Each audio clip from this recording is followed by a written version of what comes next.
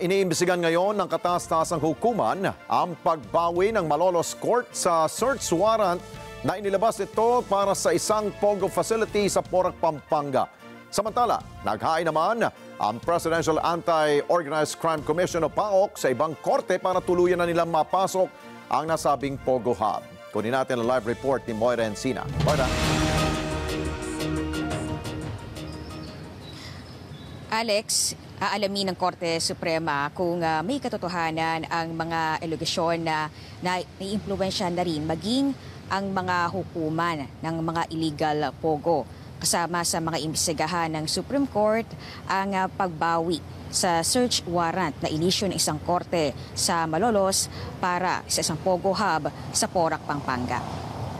Kinumpirma ng Korte Suprema na iniimbestigahan na nito ang napaulat na pagbawi ng isang korte sa Malolos, Bulacan sa inisyong search warrant sa isang POGO hub sa Porac, Pampanga kung saan may nasagip na nasa 100 biktima ng mga dayuhan at mga Pilipino.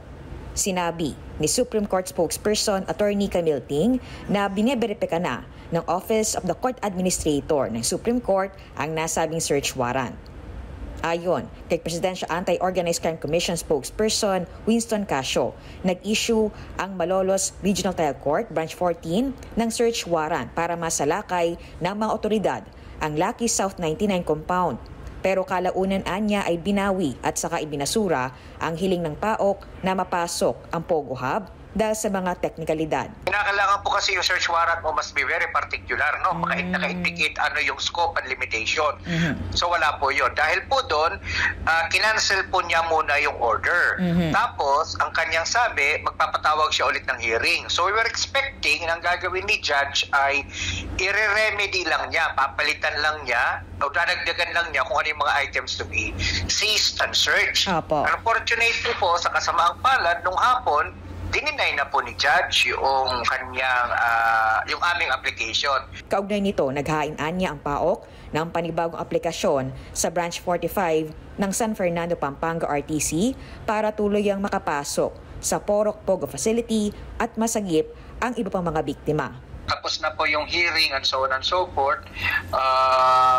Inaantay na lang natin kung ma-approve ba ni Judge o hindi yung ating application. Sana naman ma-approve po para tuloy-tuloy na po tayo makapasok, ma'am. Kasi marami pa tayong nare-rescue. Kagabi may sumisigaw doon sa loob. Kinumpirma rin ng opisyal na may isa pang dayuhang biktima na may mga pasasakatawan ang na-rescue. Ayaw naman bigyan ng PAOK ng mali siya ang pagbawi ng hukom sa search warrant dahil nasa diskresyon nito ang pagkapasya batay sa pag-aaral nito sa mga ebidensya. It is within her power to evaluate and decide matters brought before her court according to her appreciation of the evidence presented and according to her understanding of the law. Kumbinsido naman ng opisyal na nalik ang impormasyon ukol sa raid noong June 4. Kaya marami nang nakatakas bago makarating ang mga otoridad noong Martes. Anya dapat imbestigahan ang lahat kabilang na ang mga tauhan ng PAOK. Kung talaga magkakaroon ng investigasyon, gusto ko magsimula ng investigasyon sa akin hanggang pababa. It could be anybody. Ako personally, ang mindset ko, lahat kami suspect. Tiniyak naman ng Supreme Court na imbestigahan din ito ang mga paratang ng posibleng may impluwensya at sabwatan ang mga tao ng hudikatura sa mga POGO. Alex, nagpapatuloy ang case build-up ng PAOK laban nga sa mga nasa likod ng POGO operation sa Porac, Pampanga na inaakusahan ng torture, human trafficking at ng kidnapping. Ayon pa sa PAOK, may mga tinukoy na mga pangalan ang mga biktima ng nasabing POGO hub. Alex? Okay, Moira, so sinabi na rin ng PAOK dahil nung una nakakapanayam natin si yung tagapagsalita ng PAOK, binabanggit niya na itong mga nakuha nila ay hindi may tuturing na mga suspect, sila ay tinatawag nilang biktima. So nasegregate naman nila kung sino yung mga instigador ng pangingidnap at pagtorture dyan sa mga ilang mga biktima?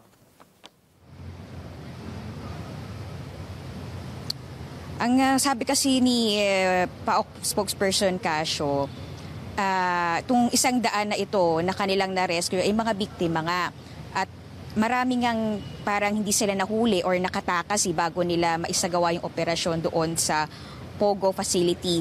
Pero may mga natukoy ng pangalan itong mga naghain ng complaint na mga victims mula doon sa Pogo Hub.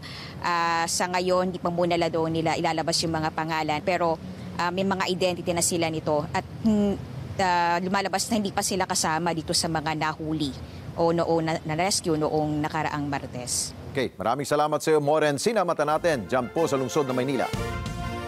Maraming salamat sa inyo pong pagsubaybay sa Mata ng Agila Primetime. Para malaman ang matatag, matapang at matapat na mga balita, i-follow lamang at mag-subscribe sa @Net25 TV.